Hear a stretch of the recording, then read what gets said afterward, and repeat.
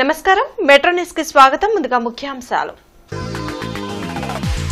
Intermediate బోర్డులో సంస్కరణలు తెస్తున్నాం విద్యార్థుల ఆత్మహత్యలను ప్రభుత్వం సీరియస్ గా తీసుకుంటుంది శాసన మండలిలో మంత్రి నారా లోకేష్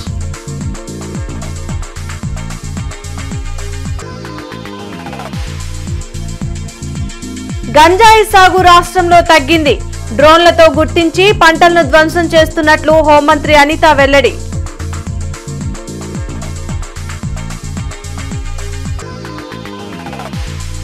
అర్హులైన వారి సామాజిక పెన్షన్లు ఎక్కడా తొలగించడం లేదు అసెంబ్లీలో మంత్రి కొండపల్లి ప్రకటన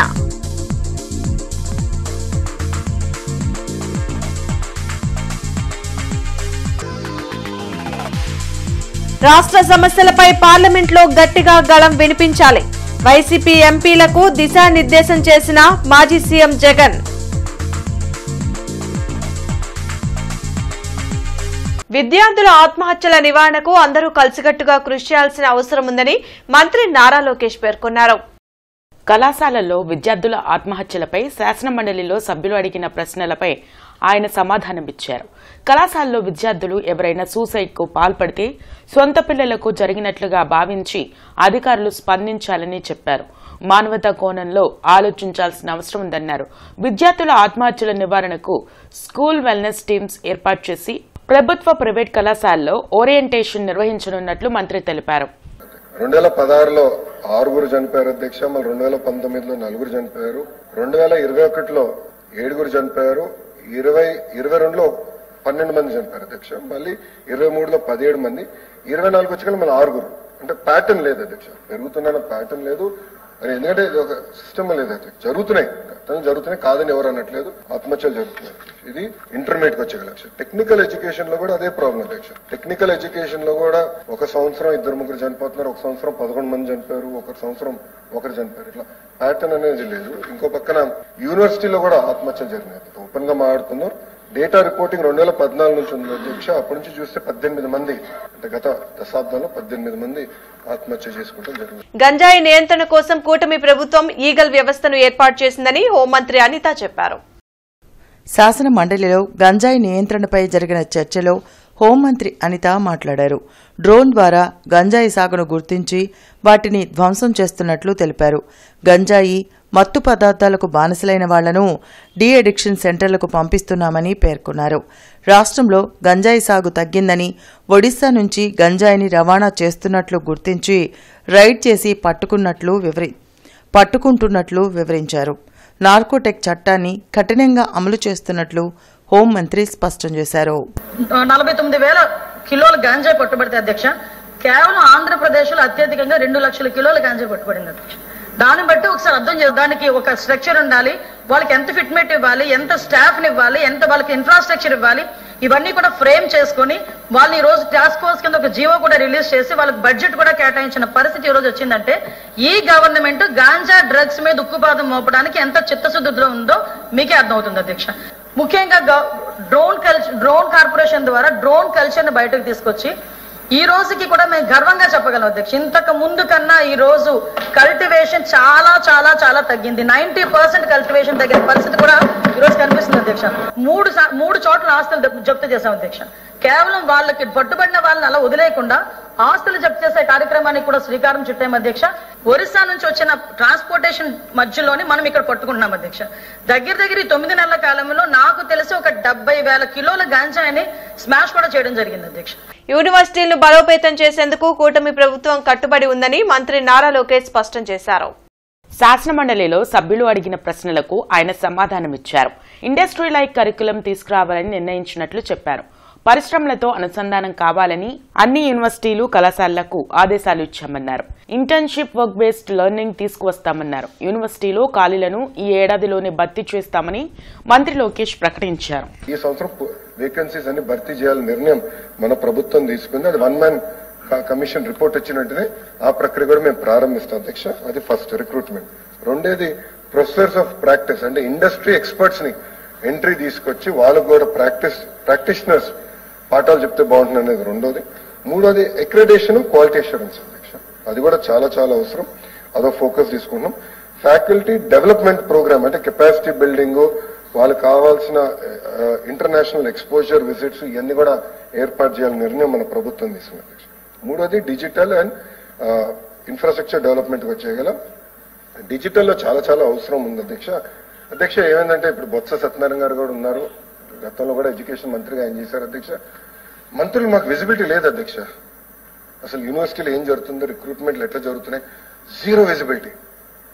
అర్హులైన వారి సామాజిక పెన్షన్లను ప్రభుత్వం ఎక్కడా మంత్రి కొండపల్లి శ్రీనివాస్ తెలిపారు. అసెంబ్లీ క్వశ్చన్ అవర్లో కొండపల్లి శ్రీనివాస్ సభ్యులు అడిగిన ప్రశ్నలకు సమాధానమిచ్చారు. కూటమి ప్రభుత్వం అధికారంలోకి వచ్చాక సర్వే చేసి అనర్హులైన 14,000 మంది సామాజిక పింఛన్లు మాత్రమే ఇప్పటి వరకు తొలగించినట్లు చెప్పారు. లక్షల మంది లబ్దిదారుల పింఛన్లు తీసేసిందంటూ వైసీపీ నేతలు చేస్తున్న ప్రచారం అవాస్తవమని అన్నారు.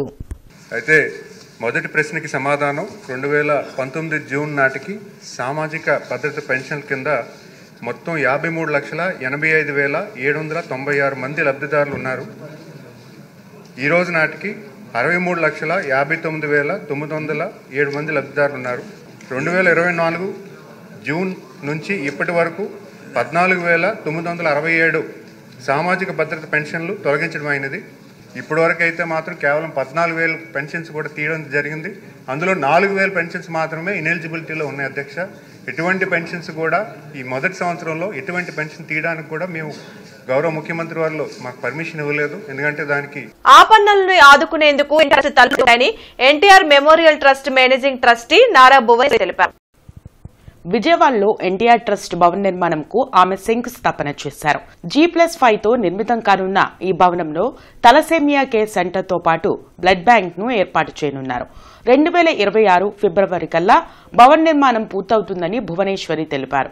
గత 25 ఏళ్లుగా ఎన్టీఆర్ ట్రస్ట్ ద్వారా అనేక సేవా కార్యక్రమాలు నిర్వహిస్తున్నామని, నైపుణ్య శిక్షణ ద్వారా మహిళలు, యువతకు ఉద్యోగ ఉపాధి అవకాశాలను కల్పిస్తున్నట్లు వెల్లడించారు.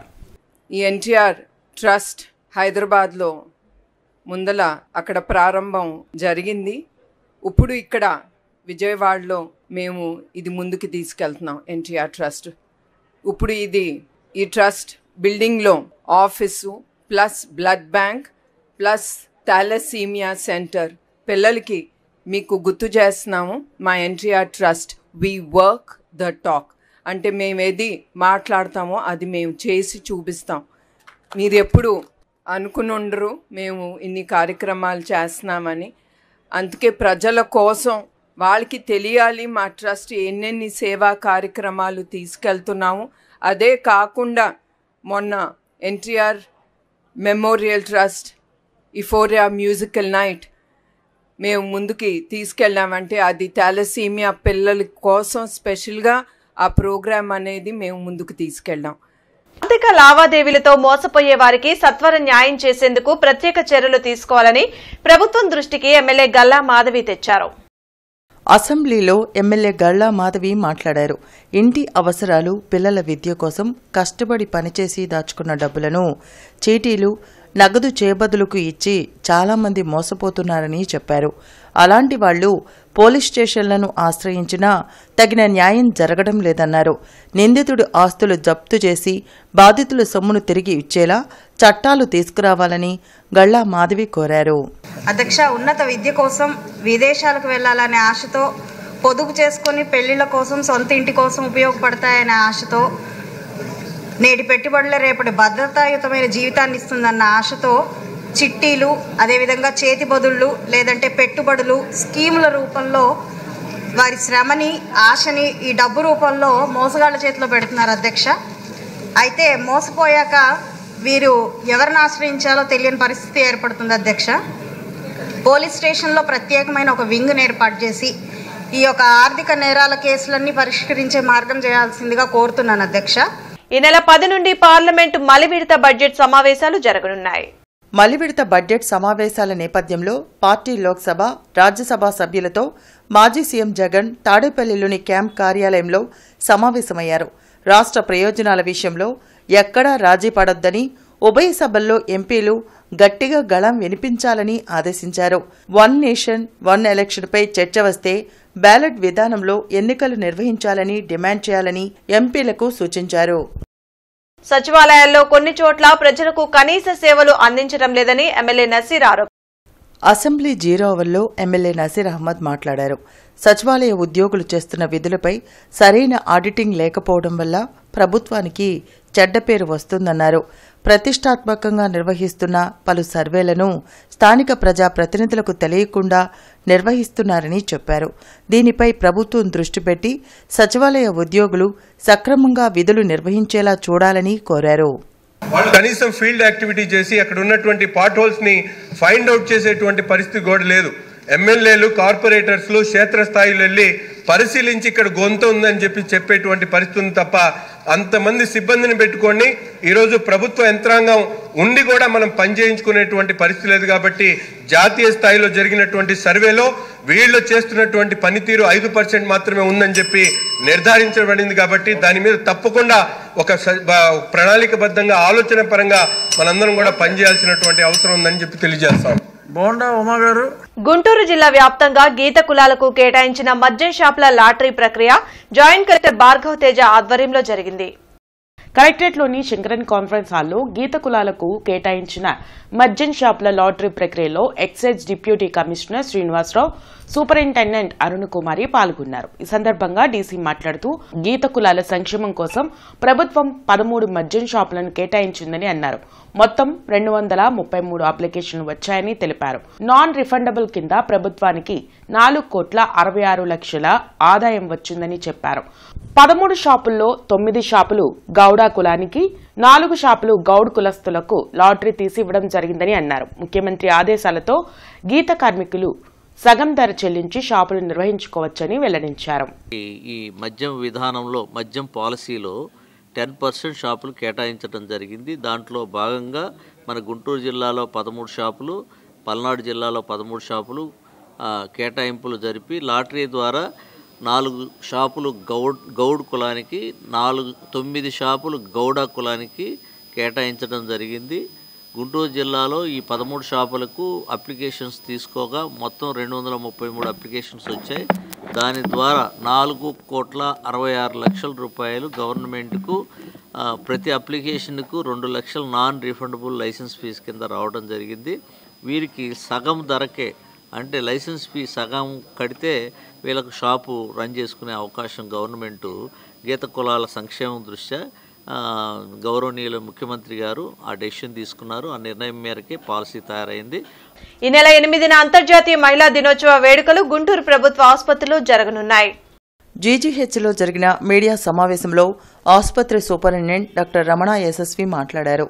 అంతర్జాతీయ మహిళా దినోత్సవం జీజీహెచ్లో జరుపుతున్నామని వెల్లడించారు.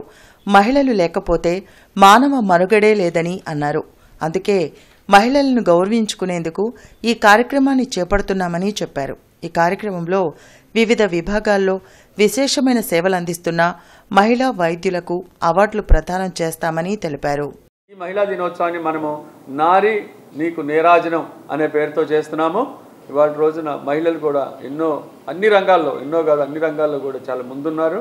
అలాంటి మహిళలకు ఒక మార్చి 8న ఇదిగో ఈరోజే చేయాలని కాదు, ప్రతిరోజు మనం మహిళని గౌరవించాలి, మహిళని మనతో సమానంగా చూడాలి, మహిళని ఆదరించాలి, మహిళలకి ఏమైనా సమస్యలు ఉంటే మనమే పరిష్కరించాలి, వారి బాగోగులు కానీ వారి సేఫ్టీ కానీ అన్ని మనమే చూసుకోవాల్సిన బాధ్యత ఉంది. కాబట్టి ప్రతిరోజు మహిళా దినోత్సవంలానే ఫీల్ అవ్వాలి ప్రతి మగవాడు. ఇవాళ రోజున ఈ నారీ మణులు మీకు తెలుసు, వారు మల్టీఫెస్టెడ్, అంటే ఒక చేత్తో సంపాదిస్తారు ఉద్యోగం చేసి, ఒక చేత్తో పిల్లల్ని సాగుతారు, ఒక చేత్తో కుటుంబ భారాన్నంతా మోస్తారు. రోటరీ క్లబ్ ఆఫ్ గుంటూరు సెంటైనల్ ఆధ్వర్యంలో మన జీజీహెచ్లో ఒక వినూత్నమైన కార్యక్రమం చేపట్టున్నాము. నారీ నీకు నీరాజనం. సుమారుగా 5-6 వేల మంది ఎప్పుడూ కూడాను ఈ జీజీహెచ్ హాస్పిటల్లో పేషెంట్స్ అది ఉంటారు. ఇంతమందికి సేవ చేసే భాగ్యము మనం మేజర్ లేడీస్ ఉన్నారు కాబట్టి వాళ్ళకి ఆ భాగ్యం దక్కిందని నేను అనుకుంటా ఉన్నాను. దాదాపు 80-90% లేడీసే ఉంటారు అనుకుంటాం. వితౌట్ డాక్టర్స్ దగ్గర, నర్సింగ్ దగ్గర నుంచి, డాక్టర్స్ దగ్గర నుంచి వాళ్ళందరినీ సన్మానం చేసుకుందామనే ఆలోచన. కమిషనర్ పులి శ్రీనివాసులు ఏటాగ్రహారం, నల్లకుంట, పట్నం బజార్, శ్రీనివాసరావు తోట, ఏటుకూరు, బొంతపాడు తదితర పారిశుద్ధ్య పనులను పరిశీలించి సంబంధిత అధికారులకు తగు ఆదేశాలు జారీ చేశారు. ఈ సందర్భంగా కమిషనర్ పులి శ్రీనివాసులు మాట్లాడుతూ ప్రజలకు తక్షణం మౌలిక వసతుల కల్పన అధిక ప్రాధాన్యతగా సచివాలయాల వారీగా ప్రతిపాదనలు సిద్ధం చేయాలన్నారు. ప్రధాన అంతర్గత రహదారుల్లో ప్యాచ్ వర్క్లను ఎప్పటికప్పుడు పూర్తి చేయాలని ఏఈలను ఆదేశించారు. శ్రీనివాసరావు తోటలోని వార్డు సచివాలయ భవనం పాతది అవడం, పెచ్చులు ఊడిపడి సమస్యగా ఉండడం గమనించి సదరు భవనం తొలగించి నూతన భవనం, టాయిలెట్స్, కాంపౌండ్ వాల్ నిర్మాణ ప్రతిపాదనలు సిద్ధం చేయాలని డీఈఈని ఆదేశించారు. అనంతరం నల్లచెరువు మెయిన్ రోడ్లోని అన్నా క్యాంటీన్ పరిశీలించి టిఫిన్ చేసి మాట్లాడుతూ ప్రభుత్వం ₹5 నామమాత్రపు రుసుంతో నాణ్యమైన ఆహారాన్ని అన్నా క్యాంటీన్ల ద్వారా అందిస్తుందన్నారు.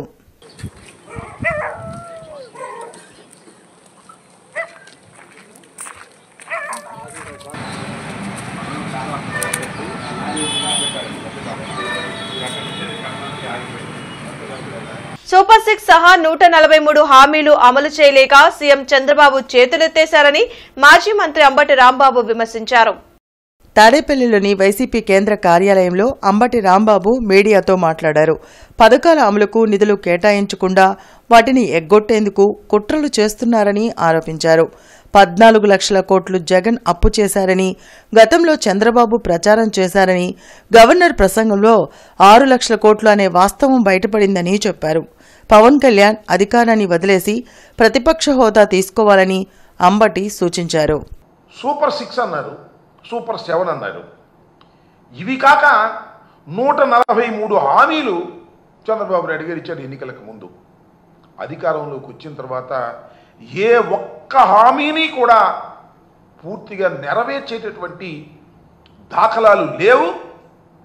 బడ్జెట్ను పరిశీలిస్తే అన్ని అరకొరగా ఇచ్చారు. కొన్నిటికి అసలు కేటాయింపులు కూడా ఇవ్వకోకుండా మేము సూపర్ 6ను అమలు చేయబోతున్నాం అనేటువంటి మాట మాట్లాడుతూ ఉన్నారు. అదేమిటయ్యా, ఎందుకు మీరు వీటిని అమలు చేయలేకపోతున్నారంటే ప్రభుత్వం కష్టంలో ఉంది, అప్పుల ఊబిలో ఉంది. జగన్మోహన్ రెడ్డి గారు అప్పులు చేసిపోయారు, అందువల్ల మేము చేయలేకపోతున్నామనేటువంటి మాట 5 సంవత్సరాలు పరిపాలన చేసినటువంటి వైఎస్ఆర్ కాంగ్రెస్ పార్టీ మీద, జగన్మోహన్ రెడ్డి గారి మీద వంక చూపటమో బురద జల్లి వెళ్ళటమో చేసేటటువంటి ప్రయత్నం చేస్తున్నారు చేతగాని చంద్రబాబు నాయుడు గారని ఈ సందర్భంగా నేను చెప్పదలుచుకున్నాను. కొత్తపేటలోని జిల్లా దేవాదాయ శాఖ కార్యాలయం ఎదుట సిపిఐ రైతు సంఘం ఆధ్వర్యంలో ధర్నా నిర్వహించారు. గుంటూరు జిల్లా వట్టిచెరుకూరు మండలం చెమళ్లమూడి గ్రామానికి చెందిన రైతులు సాగు చేసుకునే భూములకు సంబంధించి ఎండోమెంట్ పరిధి నుంచి మినహాయించాలని కోరుతూ సిపిఐ ఆధ్వర్యంలో ధర్నా నిర్వహించారు. ఈ ధర్నా కార్యక్రమాన్ని ఉద్దేశించి సిపిఐ జిల్లా కార్యదర్శి జంగాల అజయ్ కుమార్ మాట్లాడుతూ 1978 నుండి 1998 మరియు 2009 సంవత్సరాలలో భూములను అప్పటి మార్కెట్ రేటు చెల్లించి కొనుక్కొని పక్కాగా రిజిస్ట్రేషన్ పొంది ఉన్నారని, ఆనాటి నుండి నేటి వరకు ఆ భూముల్లో వ్యవసాయం చేసుకుంటూ జీవిస్తున్నారని తెలిపారు. 2013లో వచ్చిన ఎండోమెంట్ చట్టం ప్రకారం వారి భూములను ఎండోమెంట్ పరిధిలోకి వస్తుందని ఆన్లైన్లో చూపిస్తున్నదని, వారికి 2015 వరకు బ్యాంకుల నుండి రుణ సౌకర్యం లభించిందని, ఇటీవల 2016 నుంచి బ్యాంకు వారు రుణ సౌకర్యాన్ని నిలిపివేశారని అన్నారు. వారి భూములన్నీ ఎండోమెంట్ చట్టం రాకమునిపే రిజిస్ట్రేషన్ కాబడి ఉన్నాయని, భూములు ఎండోమెంట్ పరిధి నుంచి మినహాయించాలని ప్రభుత్వాన్ని కోరారు. ఈ సమస్యపై గుంటూరు జిల్లా దేవాదాయ శాఖ డిప్యూటీ కమిషనర్ శ్రీనివాసులకి వినతి పత్రం అందజేశారు. 1973, 71, 85 వరకు కూడా 1980 వరకు పక్కాగా డబ్బులు ఇచ్చి భూములు కొనుక్కొని ఆనాడున్న మార్కెట్ వాల్యూ ప్రకారం ప్రభుత్వానికి చెల్లించాల్సింది చెల్లించి ఎకరం అరెకరా కొనుక్కొని ఇప్పటిదాకా ఈ 2005 దాకా కూడా సాగు చేసుకుంటా ఉన్నారు. కార్పొరేట్ సోషల్ రెస్పాన్సిబిలిటీలో భాగంగా ట్రాఫిక్ పోలీసులకు బారికేడ్లను అందించేందుకు కిమ్స్ శిఖర హాస్పిటల్ ముందుకు వచ్చింది. 200 బారికేడ్లను ట్రాఫిక్ డీఎస్పీ రమేష్ కుమార్, సిఐఏలు అశోక్ కుమార్, సింగయ్యలకు హాస్పిటల్ సిఓఓ సుధాకర్ జాదవ్ అందించారు. తాము అడిగిన వెంటనే స్పందించి బారికేడ్లను అందించిన కిమ్స్ సికిరా హాస్పిటల్ యాజమాన్యంకు డీఎస్పీ కృతజ్ఞతలు తెలిపారు. సామాన్యులకు కార్పొరేట్ వైద్యంను అందుబాటు ధరల్లో అందించడం హర్షణీయమన్నారు. ప్రతి ఒక్కరూ ట్రాఫిక్ రూల్స్ పాటించి ప్రమాదాల నివారణకు సహకరించాలని కోరారు. అలాగే పోలీస్ శాఖకు సహాయం అందించేందుకు తాము ఎప్పుడూ ముందుంటామని హాస్పిటల్ సిఓఓ సుధాకర్ జాదవ్ తెలిపారు. గుంటూరు అభివృద్ధి, ప్రజల సంక్షేమం కోసం నిరంతరం సేవా కార్యక్రమాలను కొనసాగిస్తామని చెప్పారు. రిక్వెస్ట్ చేశాము. ఈ ట్రాఫిక్ సంబంధించిన స్టాపర్స్ ఎక్కడైతే హెవీగా కంజెషన్ ఉన్నాయి, ఎక్కడైతే డైవర్షన్స్కి ఎక్కడైతే స్టాప్ చేయలే వెహికల్స్, దానికి చాలా ఉపయోగపడినటువంటి మంచి ఇన్ఫ్రాస్ట్రక్చర్ని మేము రిక్వెస్ట్ చేయగానే మరి కిమ్స్ అథారిటీ వారు మన సుధాకర్ గారు ఇనిషియేషన్ తీసుకొని మరి అథారిటీస్కి చెప్తాం జరిగింది. టోటల్ 200 స్టాపర్స్, ట్రాఫిక్ స్టాపర్స్ని వాళ్ళు స్పాన్సర్ చేస్తాం జరిగింది. దానికి ప్రత్యేకమైన ధన్యవాదాలు తెలియజేస్తున్నాం. ఈ విషయాన్ని మా గౌరవ ఎస్పీ గారు సతీష్ కుమార్ గారు కూడా తెలియజేస్తాం జరిగింది. ఆయన కూడా సాత్ తరపున వీళ్ళకి ప్రత్యేకమైనటువంటి ధన్యవాదాలు తెలియజేయమని చెప్తాం జరిగింది. ఈరోజు థ్యాంక్స్ టు రమేష్ సార్ ఇంకా అశోక్ సార్ మాకు ఈ అవకాశం ఇచ్చారు. అంటే మేము ఈ బ్యారికేడ్స్ కంటిన్యూస్గా ఇవ్వడానికి మేము కమిట్మెంట్ ఇస్తున్నాము. ఏంటంటే ఇది బ్యారికేడ్స్ జనాలకి అవగాహన కూడా ఉంటుంది. మన మెసేజింగ్తో పాటు అక్కడ మన ట్రాఫిక్ పోలీస్కి అందరికీ హెల్ప్ కూడా ఉంటుంది. అది కాకుండా ఇక we're ready to collaborate with traffic police to do a lot of health awareness programmes, camps etcetera అండి. నేషనల్ ఫార్మసీ ఎడ్యుకేషన్ డేను హిందూ ఫార్మసీ కళాశాలలో నిర్వహించారు. AP formal drug controller doctor Hanumantharao, కళాశాల చైర్మన్ జూపిడి రంగరాజు తదితరులు ఈ కార్యక్రమంలో పాల్గొన్నారు. ఫార్మసీ విద్యార్థులు సొంత పరిశ్రమలు ఏర్పాటు చేసి ఇతరులకు ఉపాధి అవకాశాలను కల్పించాలని వక్తలు సూచించారని కళాశాల వైస్ ప్రిన్సిపాల్ సీతారామయ్య తెలిపారు. ప్రస్తుతం ఉన్నటువంటి అవకాశాలు ఔషధ తయారీ సంస్థలు కానీ, కాస్మెటిక్స్ తయారు చేయడంలో కానీ, ఆయుర్వేద డ్రగ్స్ తయారు చేయడం కానీ, డిజిన్ఫెక్షన్ తయారు చేయడం కానీ మంచి అవకాశాలు ఉన్నాయి. ప్రభుత్వం కూడా సహకరిస్తుంది. ప్రభుత్వ సహాయం తీసుకొని ఫార్మసీ విద్యార్థులు ఉద్యోగాల్లో చేరకుండా సొంతంగా ఏదైనా చిన్న పరిశ్రమను స్థాపించాలని, ఇతరులకు ఉద్యోగ అవకాశాలు కల్పించాలని కోరారు.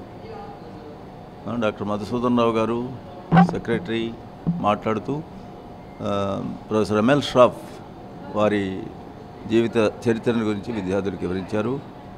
వారు విద్యాభ్యాసము ఎక్కడ పనిచేసింది, బనారస్ హిందూ యూనివర్సిటీలో మొట్టమొదట ఫార్మసీ కోర్సును ప్రారంభించారు. ఆ తర్వాత ఇతర రాష్ట్రాల్లో కూడా ఫార్మసీ కోర్సు ప్రారంభించడానికి డాక్టర్ మహాదేవలాల్ ష్రాఫ్ చాలా శ్రమించారు. మార్చి 14న బ్రాడీపేటలోని ఎల్ఎం గ్రౌండ్స్ లో హోలీ గాలా ఈవెంట్ జరగనుంది. ఈ కార్యక్రమంలో పుష్ప 2 నటులు పాల్గొనున్నారు. శ్రీ షిరిడి సాయి దీనజన సేవా సమితిలో దివ్యాంగులచే హోలీ గాలా పోస్టర్లను నిర్వాహకులు అశోక్ సంగా విడుదల చేయించారు. ఈ సందర్భంగా అశోక్ సంగా మాట్లాడుతూ బ్రాడీపేట ఎల్ఎం గ్రౌండ్స్ లో నిర్వహించే హోలీ గాలా ఈవెంట్ కుటుంబ సభ్యులతో ఎంజాయ్ చేసే విధంగా ఉంటుందని అన్నారు. అమ్మకం కాదు, నమ్మకం ముఖ్యమని, అందరికీ అందుబాటు ధరల్లోనే టికెట్ దొరుకుతాయని అన్నారు. నగరవాసులంతా పాల్గొని ఎంజాయ్ చేయాలని కోరారు. కార్యక్రమంలో లక్ష్మణ్, కుమార్, అనీష్ దివ్యాంగులు పాల్గొన్నారు. మన ఎల్ఎం గ్రౌండ్స్లోనే రీజనబుల్ రేట్ 399కే హోలీ ఈవెంట్ చేస్తున్నానండి. కంపల్సరీ అందరు రావాలి. ప్రత్యేకత ఏంటంటే మన పుష్పాలు నటించిన తారక్ పొన్నప్పన్ వస్తున్నారు, ప్లస్ అష్రఫ్ అలీ అని చెప్పి మంచి ర్యాపర్ సింగర్ కూడా వస్తున్నారు.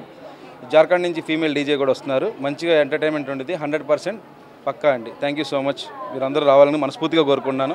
నా ఈవెంట్ వీళ్ళ చేత ఎందుకు లాంచ్ చేశానంటే నా ఫ్యామిలీ అండి వీళ్ళందరూ.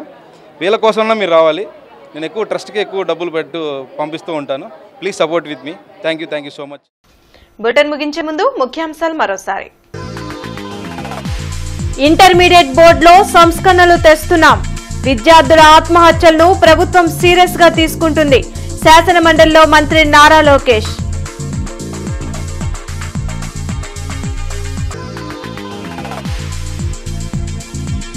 గంజాయి సాగు రాష్ట్రంలో తగ్గింది. డ్రోన్లతో గుర్తించి పంటలను ధ్వంసం చేస్తున్నట్లు హోంమంత్రి అనిత వెల్లడి.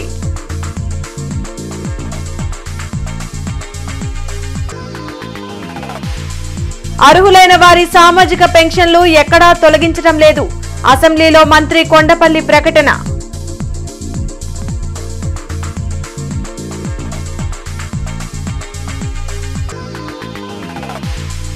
రాష్ట్ర సమస్యలపై పార్లమెంట్లో గట్టిగా గళం వినిపించాలి. వైసీపీ ఎంపీలకు దిశానిర్దేశం చేసిన మాజీ సీఎం జగన్.